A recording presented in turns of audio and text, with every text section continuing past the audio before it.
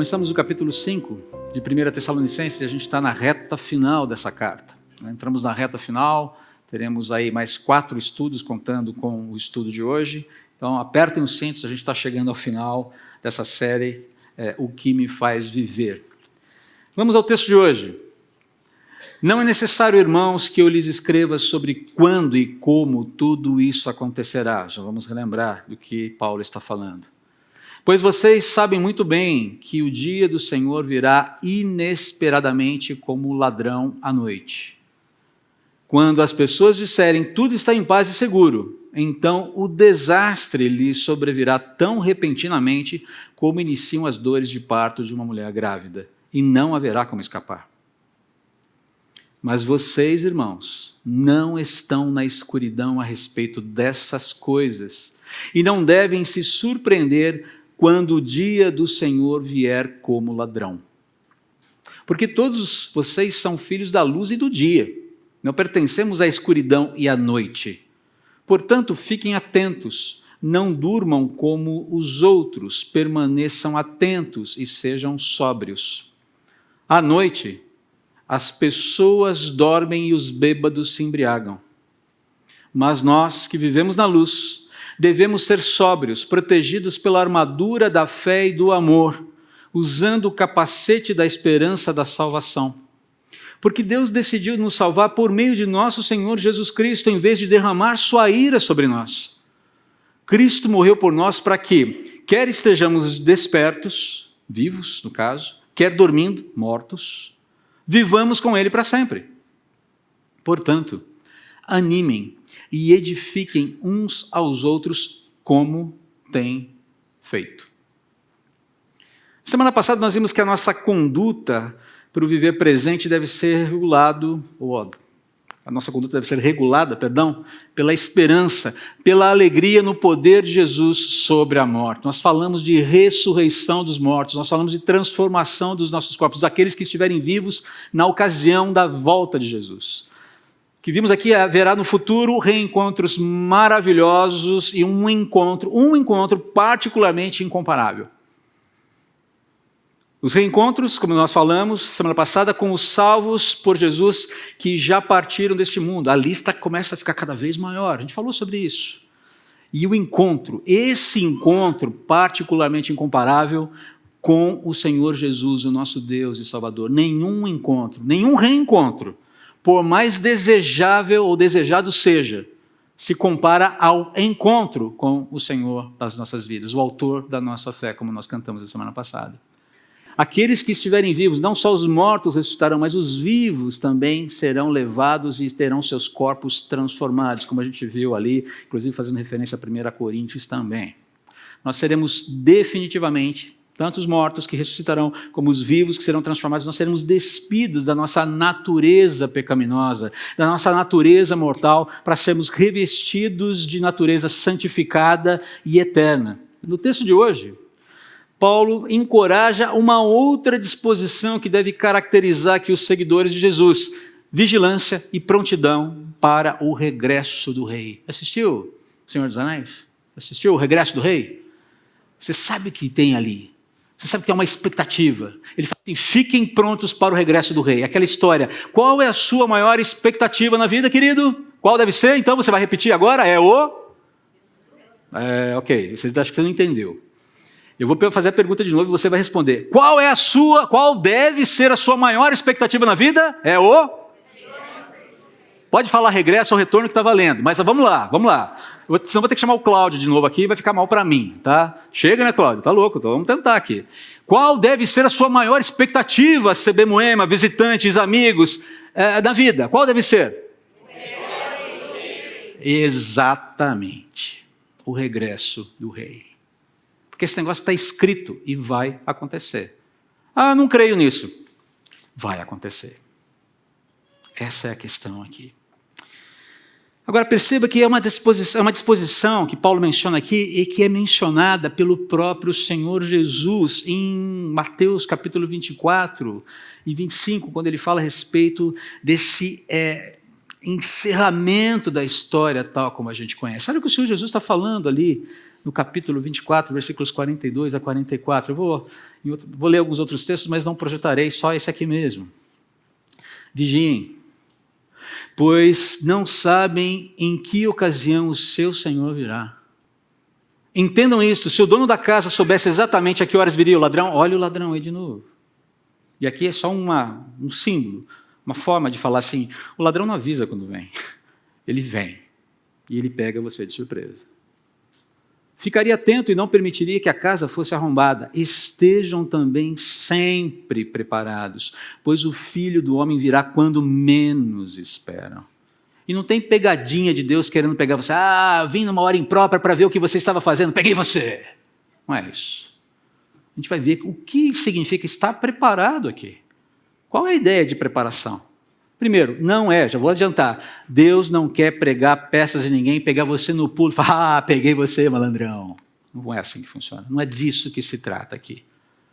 Mas o fato é que esse encorajamento de Paulo, a vigilância, a prontidão, ecoando aqui as próprias palavras de Jesus, tem como pano de fundo um evento de proporções cósmicas que vai, sem dúvida alguma, aterrorizar muita gente.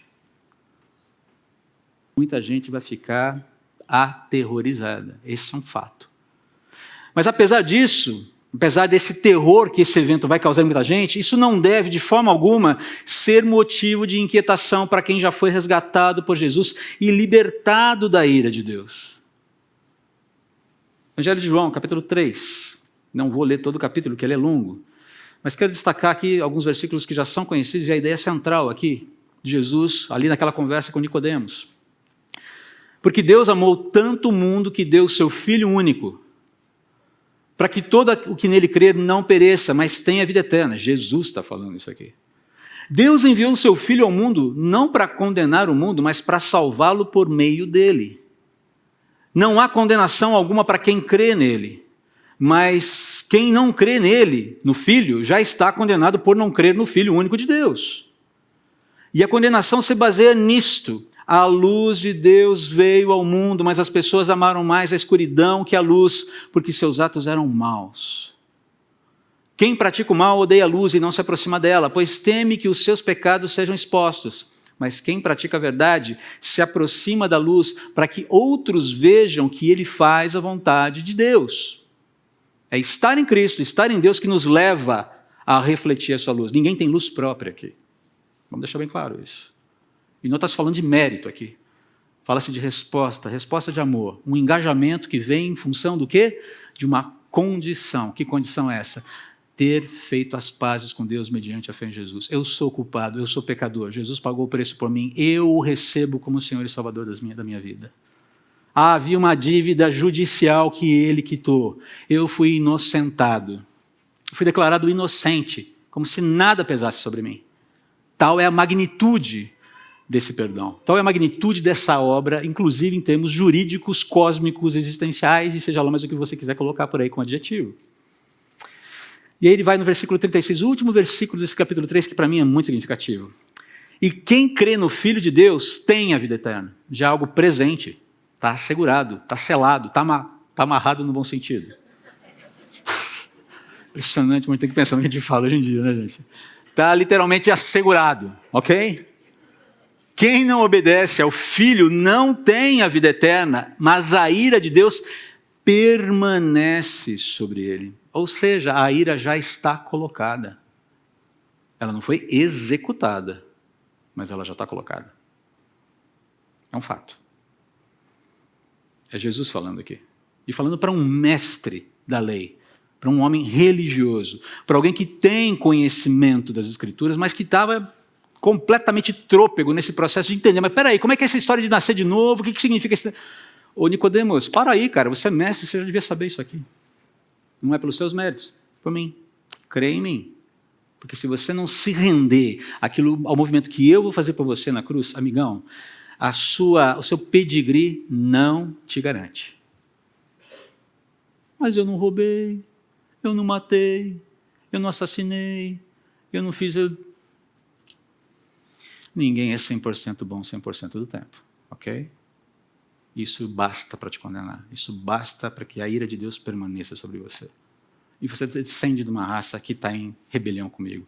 Aceite os meus termos para fazer a paz, cara, dói menos. Basicamente é isso que Jesus está fazendo aqui.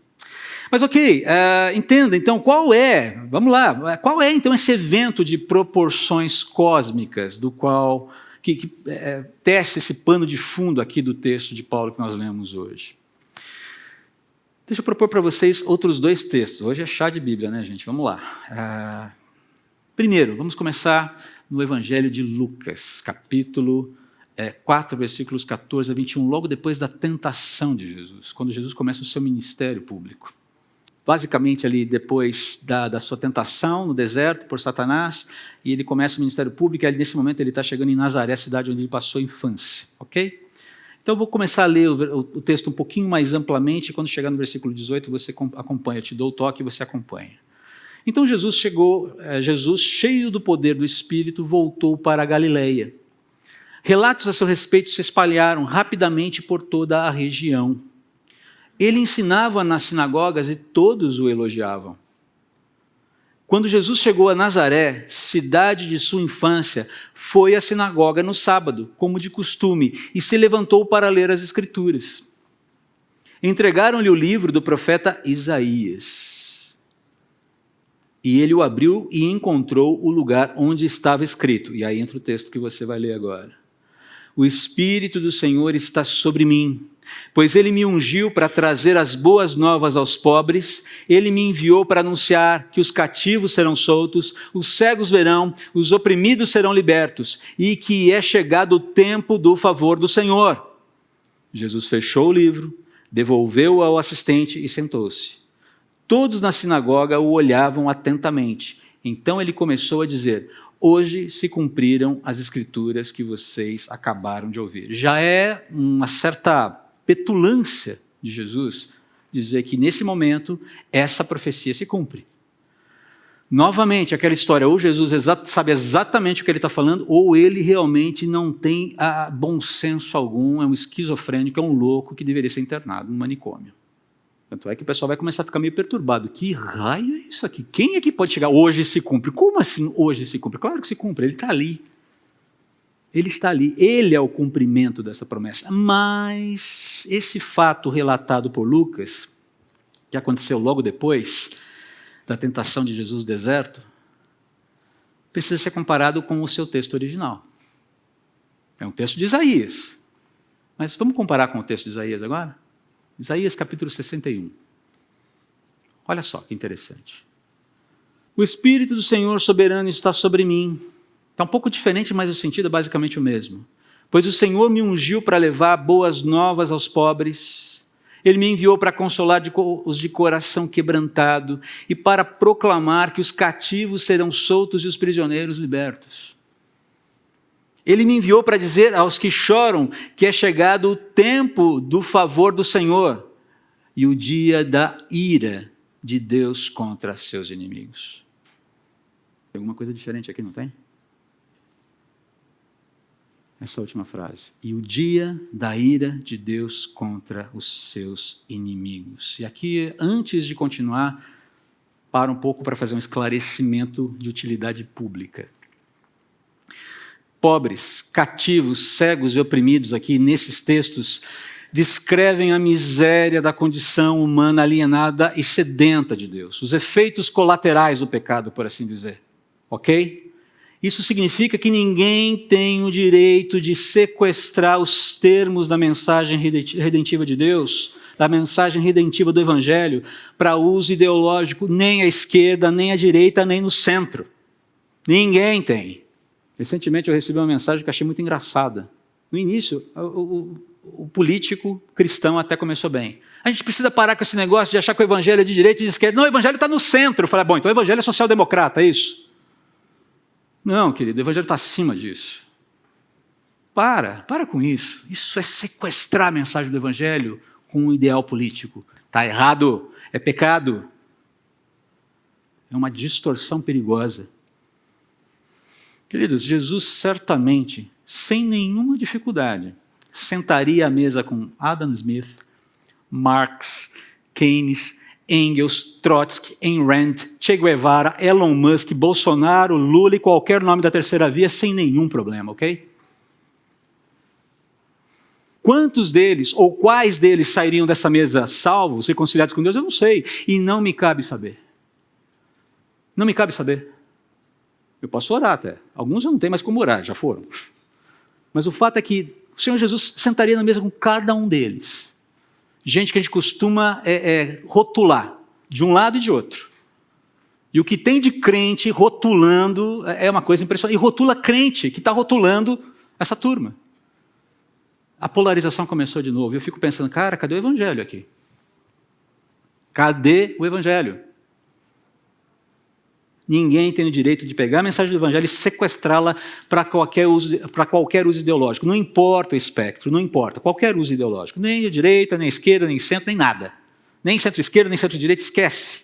Você pode ter as suas predileções, você pode ter as suas preferências, você pode buscar nos candidatos que estão aí, aqueles que expressam uma similaridade com os princípios bíblicos, porque nenhum deles está ali exatamente como disse muitas vezes. Nenhum, absolutamente nenhum. E não faz o menor sentido colocarmos qualquer tipo de esperança num projeto humano, seja ele de direita, de esquerda ou de centro. Então, isso já foi falado aqui há um tempo atrás. E não foi eu que falei, que bom. Só estou reforçando aqui. Esclarecimentos feitos, voltemos ao sentido do texto aqui. O que essa omissão intencional de Jesus significa? Veja bem, ele falou praticamente tudo, a mesma coisa em Lucas, que está escrito lá em Isaías, mas ele suprimiu uma última informação. E o dia da ira de Deus contra nossos inimigos não foi falado. Será que Jesus mudou a teologia? Mudou o projeto de Deus? Não, não é isso. Simplesmente significa que nós estamos vivendo um período na qual Deus pacientemente ainda oferece reconciliação e perdão dos pecados, oferece paz com Ele mesmo mediante a fé em Jesus Cristo a toda a humanidade. Tem uma oferta de paz em curso que ainda não terminou, ainda é possível ser libertado dessa santa ira vindoura de Deus. Ela vem, ela é inexorável, mas ela ainda é evitável. É isso que está sendo colocado aqui. Só que essa oferta tem um fim, e o fim será repentino. Não tem essa, seguinte, humanidade, vou contar até 3, hein? 1, 2 e 1/4. 2, sabe como os pais, você vai me obedecer, nem que seja eu vou contar até 3. Não tem essa que contar até 3, é obediência imediata. Se você tem que contar até 3, perdeu o Playboy. Não é verdade? Porque ele sabe, até o 3 eu ainda tenho tempo. Lembra da Peba? Papai tolinho. É Peppa Pig, né? Peppa Pig? Papai tolinho. Deus não é tolinho. Mas a oferta continua de pé. Ainda que a ira seja inexorável, ela é evitável até que o dia do Senhor chegue. E ele vai chegar. É por isso que Paulo incita aqui a que nos encorajemos, né? Que ele encoraja a vigilância e a prontidão até a volta de Jesus. Não porque nós corremos algum risco com a volta de Jesus. Aliás, não porque corremos riscos com a volta dele especificamente, mas porque nós enfrentaremos uma série de riscos até a sua volta. Isso é inevitável. Quantos de nós lidamos com situações difíceis de finanças, perdas de entes queridos, enfim, quantos problemas nos assolam no dia a dia? Queridos, não estamos blindados. Não é disso que o texto está falando. Mas ele fala, há uma preocupação maior, e essa sim uma preocupação última, que deveria tirar o sono de cada ser humano na Terra, que é como ele vai se encontrar com o seu Criador. Essa situação está resolvida já, para você que é seguidor de Jesus. Não pelos seus méritos. Nenhum cristão, eu tenho repetido isso aqui, vou bater nessa tecla. Ninguém é cristão porque é melhor do que ninguém. Nós, cristãos, mais do que ninguém, sabemos o que significa ser pecador, perdoados, redimidos. Nós, mais do que ninguém, temos que nos identificar com aquele que ainda está nas trevas e que ainda não entendeu o problema. Essa coisa de achar que cristão é melhor, isso é mentira do diabo. O cristão pode ser tornado melhor pelo poder do Espírito Santo atuando nele, à medida que ele se dobra, à medida que ele se rende ao Senhor Jesus. Mas eu não sou melhor porque sou crente. Na verdade, eu me tornei cristão porque eu me reconheci, me vi pior. Paulo fala isso, hoje foi mencionado isso na IBD também. Eu, o pior dos pecadores. Jonathan Edwards, resolução número 8, não é isso, João? Resolvi comigo mesmo que sempre me tratarei como o pior dos pecadores. Pensou se a gente fizesse isso sempre? Rapaz, dica boa essa. Falei, cara, antes de você olhar para o outro e fazer uma análise, né, um raio-x da moralidade ética alheia, faça um raio-x da sua moralidade, da sua ética e mais, lembre-se da sua história. Lembre de onde você foi tirado. E o que Deus está propondo para você hoje, que continua sendo a mesma coisa que Ele propôs para você quando Ele te encontrou lá no maior, no pior, no mais profundo lamaçal do pecado. Você lembra, André, da sua história, você lembra da sua jornada, você lembra dos seus tropeços. E não é para deixar a gente para baixo, é para identificar a gente com a graça de Deus que nos inundou, que nos redimiu, que nos inocentou, e falar, cara, isso está disponível para você também. Para o amigo do trabalho, para o filho, para o pai, para a mãe, para o vizinho. A questão é o quanto a gente se importa com essa humanidade na qual a gente está colocada. Ontem nós estivemos lá na Vila Minha Pátria e foi muito legal. Pessoal, já vou até antecipar aqui. Quem esteve no Vila Minha Pátria ontem, por favor, fique de pé. Nem todos os que estiveram lá acho que estão aqui hoje. Tem mais gente, ok? Nós somos lá em Morungaba, no Maricota. Por favor, pode se sentar. Onde está funcionando o Vila Minha Pátria, que recebeu refugiados afegãos. A maioria deles ali, muçulmanos. Eu estava conversando com um deles, uns que falavam inglês, porque a maioria não fala. E conversava com ele e perguntava, como é que está o coração de cada um de vocês?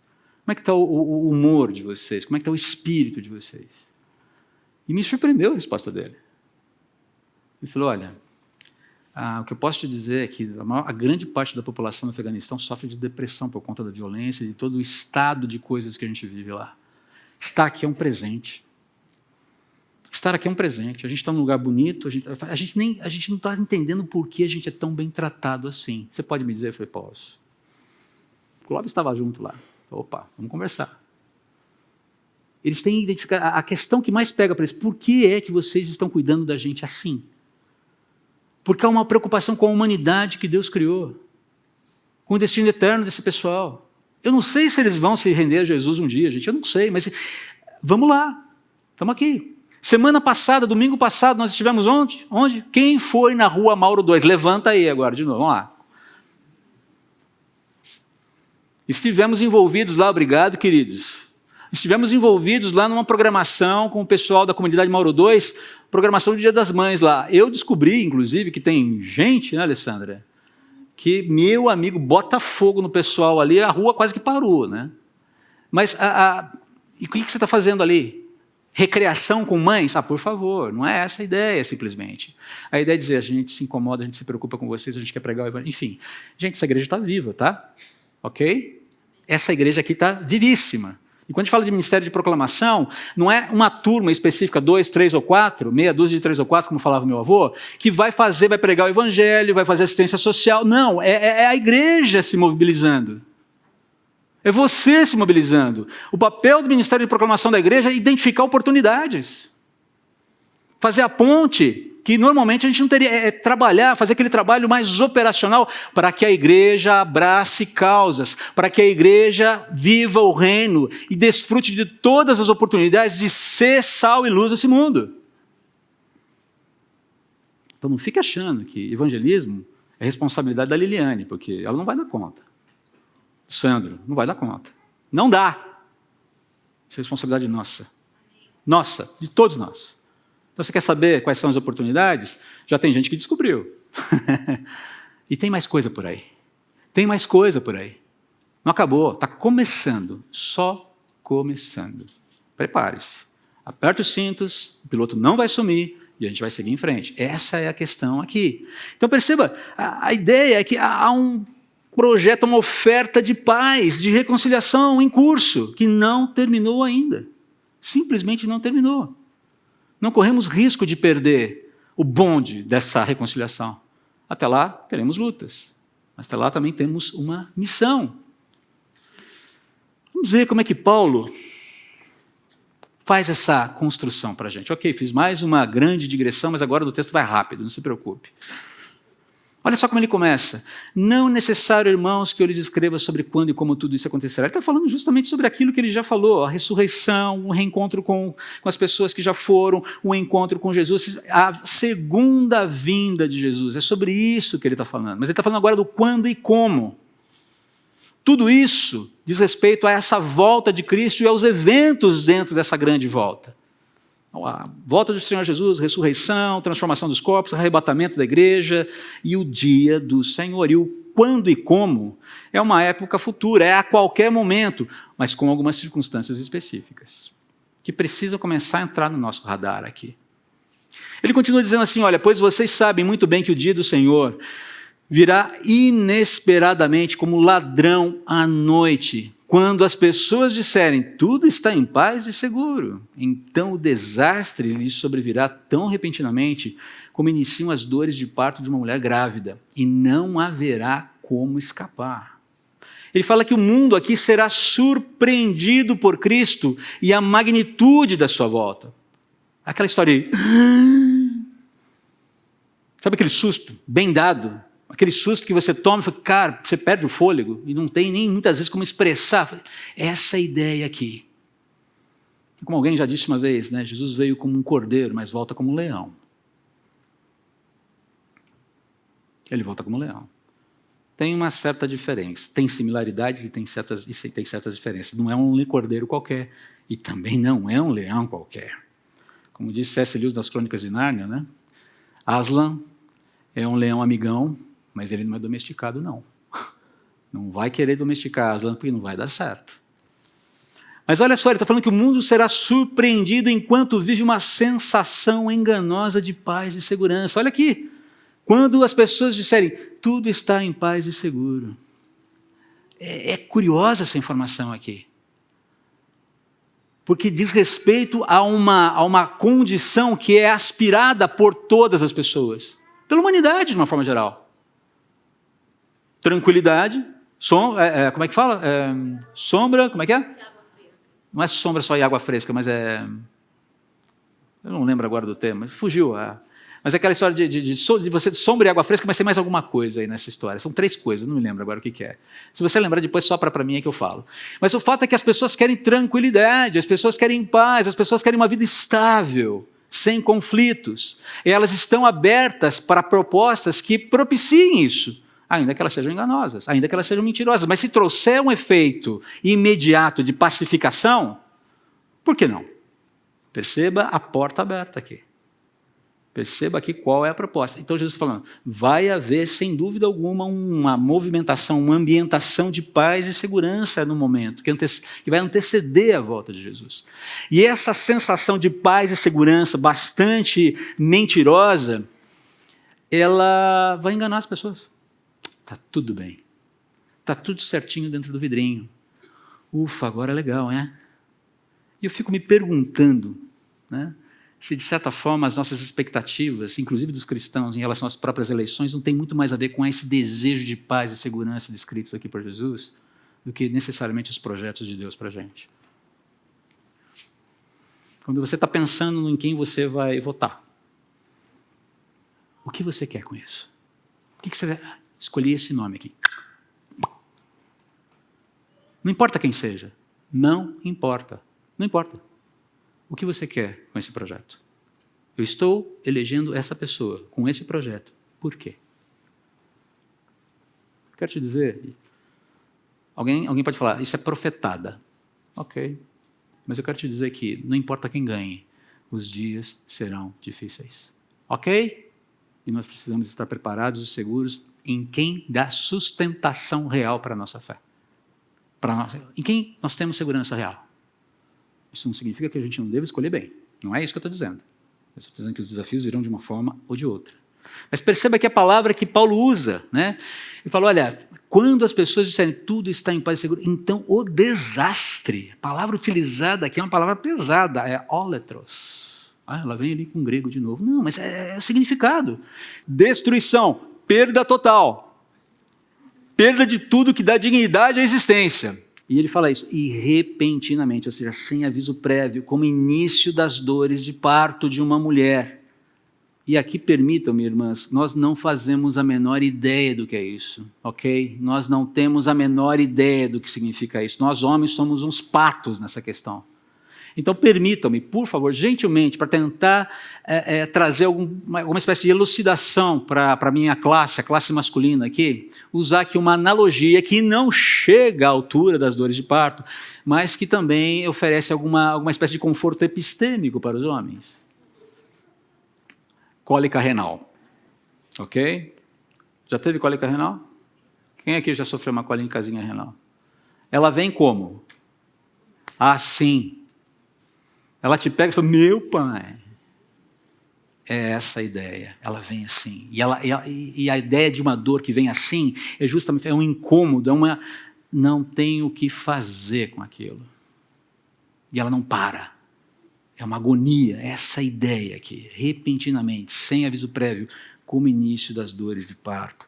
Olha só o que Jesus fala lá em Mateus 24:37, quando o Filho do Homem voltar, será como no tempo de Noé. Olha a falsa tranquilidade aqui, ele está lidando exatamente com essa ideia de falsa tranquilidade aqui, apresentando a realidade vivida no tempo de Noé aqui.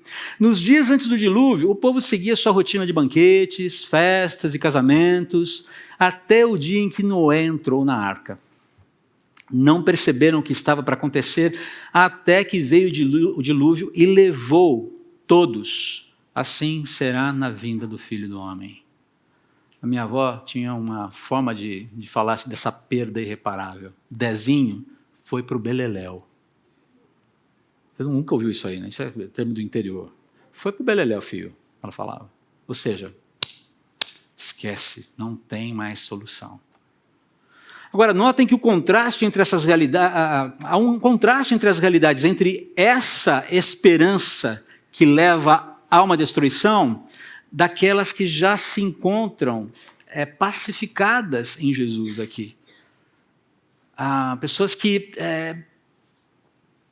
já foram encontradas por Jesus e foram salvas por ele e se renderam a ele. Nos versículos 4 a 6, ele falou, os seguidores de Jesus não precisam se inquietar sobre esse evento. Ele está falando aqui, olha, mas vocês, irmãos, não estão na escuridão a respeito dessas coisas e não devem se surpreender quando o dia do Senhor, olha aí de novo, vier como ladrão. Porque todos vocês são filhos da luz e do dia, não pertencemos à escuridão e à noite. Portanto, fiquem atentos, não durmam como os outros. Permaneçam atentos e sejam sóbrios. Os seguidores de Jesus não precisam se inquietar com esse evento, porque eles se encontram em paz com Deus. Eles já não estão na escuridão, é esse o significado de escuridão e luz. Estar andando com Deus, estar debaixo da verdade, ter a mente aberta, ter a sua cegueira resolvida, corrigida, curada, sobre o que é verdade, sobre o que é mentira. Lembra-se das distorções? A definição do que é bom e do que é mal nos seus próprios termos? Você volta para a régua de Deus. Você é capacitado agora, fala, opa, essa régua que eu estou usando, a minha própria régua não funciona, eu vou usar a régua de Deus. Nós nos encontramos em paz com Deus, essas pessoas já não estão mais nessa escuridão, e essas pessoas não serão mais afetadas pelo juízo inexorável de Deus, que já foi prometido há muito tempo. Mas aqui, a gente precisa entender o seguinte, que apesar disso, essa condição de estarmos em Jesus implica sim numa vigilância. É o que ele está falando aqui. Agora, por que eu preciso vigiar se eu já estou salvo? Eu não vou para o céu? Não está resolvido? Por que eu preciso vigiar?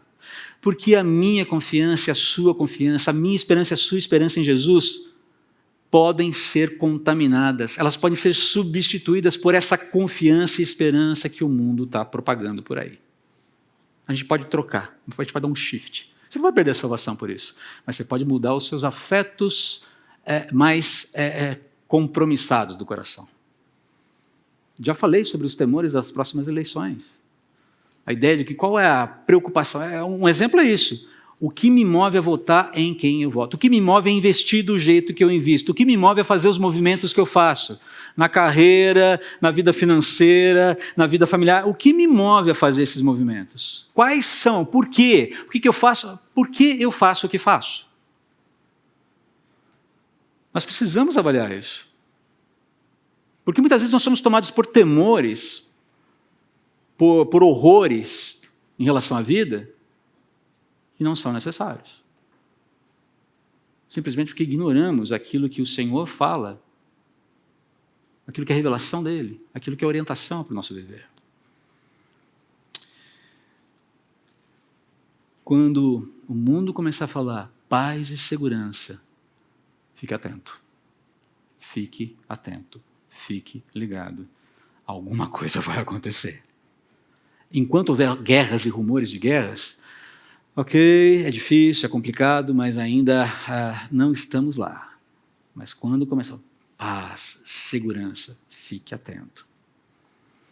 Ele continua aqui, com mais contrastes. À noite as pessoas dormem e os bêbados se embriagam. Mas nós que vivemos na luz devemos ser sóbrios, protegidos pela armadura da fé e do amor, usando o capacete da esperança da salvação. Noites ligado a sono, embriaguez, é a condição da consciência alterada sem Deus, não despertada ainda por Deus. E o contraste é com luz e sobriedade. Gente que foi despertada por Deus, não pelos seus méritos, pelos méritos de Jesus, repito. E agora estão conscientes sobre a realidade. Nós devemos proteger a nossa mente, a nosso coração, com essa armadura da fé, do amor, e com o capacete da esperança, essa ideia de que a nossa esperança, a esperança que temos em Jesus, deve alimentar a nossa mente e o nosso coração constantemente. Para que a gente não tenha os nossos afetos, a nossa fidelidade capturadas por outras propostas de segurança, esperança, de paz, que não do próprio Senhor, da nossa vida, do autor da nossa fé. E por que isso? Ele vai dar razão aqui, versículos 9 e 10. Porque Deus decidiu nos salvar por meio do nosso Senhor Jesus Cristo, em vez de derramar sua ira sobre nós. Sabe? Do que eu e você fomos libertados? De uma ira que já estava colocada, mas que não foi executada. Cristo morreu por nós para que, quer estejamos despertos, quer dormindo, vivamos para sempre com Ele. Ou seja, não se preocupe, a morte não interrompe a sua esperança. Ainda que você morra, você viverá. A morte é um desconforto? Claro que é. Assusta? Claro que assusta. Não conheço ninguém normal que acha a morte, céu, lindo céu, vou para o céu, vou cantar. Não, inquieta. Mas ela não nos vence, ela não coloca na gente uma coleira e diz, você está preso agora. Nossa salvação e as implicações da nossa salvação são uma realidade providenciada por Deus. Nós seremos poupados dessa ira inexorável que virá. Os seguidores de Jesus, pelos méritos de Jesus, estão seguros, quer já tenham morrido ou não. Não sabemos se estaremos todos vivos na volta do Senhor. Talvez uma outra geração esteja vivo quando o Senhor Jesus voltar e nós não estejamos mais aqui. Acreditem, estaremos muito bem nas mãos dele. Todos nós, vivos, mortos, ressurgiremos, não seremos condenados e viveremos com Jesus e uns com os outros para sempre. Para sempre. Qual é o nosso desafio aqui então, queridos? Versículo 11. Portanto, animem e edifiquem uns aos outros como têm feito. Animar, foi dito aqui, o Nelson chegou a mencionar isso, animar é encorajar, é confortar, é fortalecer, é convidar, é incentivar, é exortar a vida segundo essa realidade informada por Deus que vem pela frente e que já está disponível até uma certa forma para a gente hoje. E edificar é colaborar para que o meu irmão seja mais forte, mais apto, mais preparado para viver a vida com Jesus. É colaborar para a construção do caráter de Jesus na vida do meu irmão, na vida da minha irmã. Enquanto eu mesmo me abro para a colaboração que ele pode dar para que o caráter de Cristo seja edificado em mim. Porque eu também preciso. Não tenho só oferecer, eu preciso receber também. E a pergunta é, quem é o meu irmão? Quem é a minha irmã? Olha aí para o lado na sua cadeira. Dá uma olhadinha para o lado, pode olhar. Para tirar um pouquinho do sono. Já estou acabando, fiquem tranquilos. Está aí o teu irmão, está aí a tua irmã. Começa aqui. E mais, eu quero dizer, começa em casa. Maridos com esposas, esposas com maridos, pais com filhos, filhos com pais.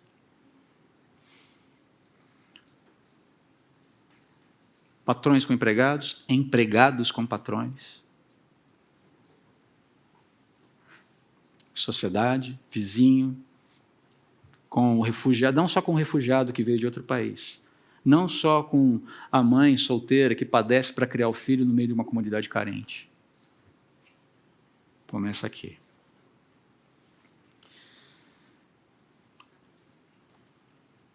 Qual é a razão da nossa alegria excepcional? E do terror inominável? Apocalipse 22, versículos 12 a 13.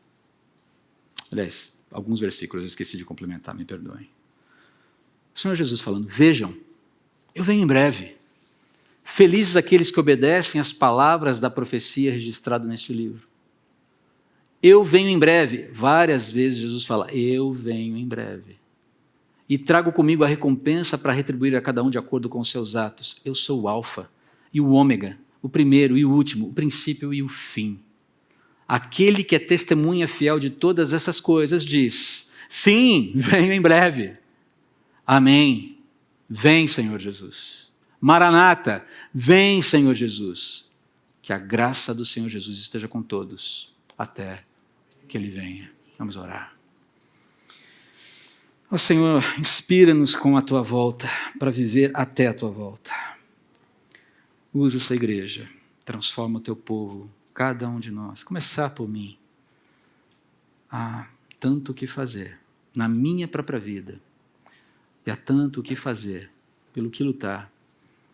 E somente o Senhor, cuidando desses vasos imperfeitos que somos, pode dar conta de nos tornar úteis e nos fazer úteis para a Tua obra. Que comecem nas casas, sejam cheios os nossos lares da Tua graça, sejam cheios os nossos lares do Teu amor, sejam cheios os nossos lares de esperança, da paz e segurança que só o Senhor pode oferecer. Ó Deus, cuida de cada família aqui, sustenta cada vida aqui. Sejam casados com filhos, sejam casados sem filhos, divorciados com filhos, divorciados sem filhos, sejam solteiros, viúvos, não importa a condição de cada família. Ó Senhor, ser presente e anima, encoraja e nos ajude como corpo a caminhar com cada um dos nossos irmãos, nos abrindo as intervenções que o Senhor deseja fazer através dessas vidas, mas também nos permitindo, com a santidade que só o Teu Espírito pode promover, a interferência santa na vida daqueles que se abrirem para caminharmos juntos.